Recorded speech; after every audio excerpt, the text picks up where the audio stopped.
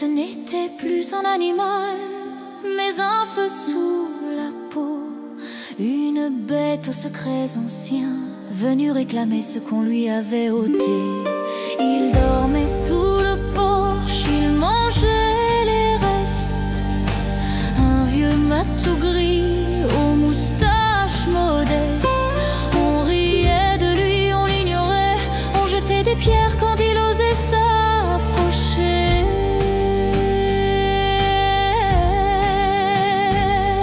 Mais la vieille là-haut lui donnait du poisson, un peu d'attention, de la voix, de l'affection, jusqu'au jour où elle mourut et que le chat n'eut plus rien, ni chaleur, ni pain.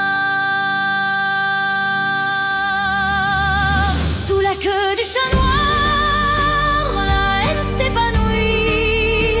Il dansa debout sous la pluie de minuit. Les morts ont parlé, les portes ont hurlé, et le feu des bougies s'est mis à saigner. Bakeneko, Bakeneko, tu ne miaules plus, tu réclames ta peau. Le maire fut retrouvé pendu à son toit, sa bouche pleine de poils, les yeux fuyant la loi.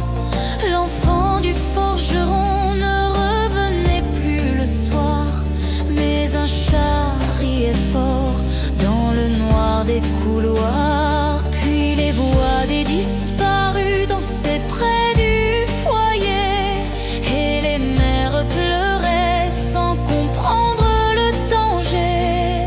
Le chat s'assit là, sur la chaise du mort, et parla d'une voix humaine au silence qui dort.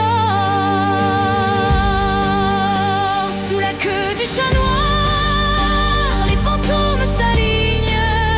Ils marchent entre les tombes où les vivants déclinent. Ses yeux sont des lanternes, son dos une falaise, et son rire griffe l'âme d'une brûlure à l'aise. Bakeneko, Bakeneko, tu ne ronronnes plus, tu règles ton fardeau. La bête était un être jadis aimé d'un cœur, mais les coups et l'oubli ont forgé sa rancœur. Quand un animal devient ombre sous les coups, c'est le monde des esprits qui l'accueille à genoux. Il porte une queue fendue et les voix des damnés. Il lèche les plaies des vivants pour mieux les empoisonner. Sous la queue du chat noir, le passé griffe encore. Il s'étire dans les ruelles, là où l'innocence dort. Mais parfois dans le vent, une voix douce revient, celle de la vieille dame qui appelait le sien. Bakeneko, Bakeneko, es-tu mon chat ou bien mon bourreau?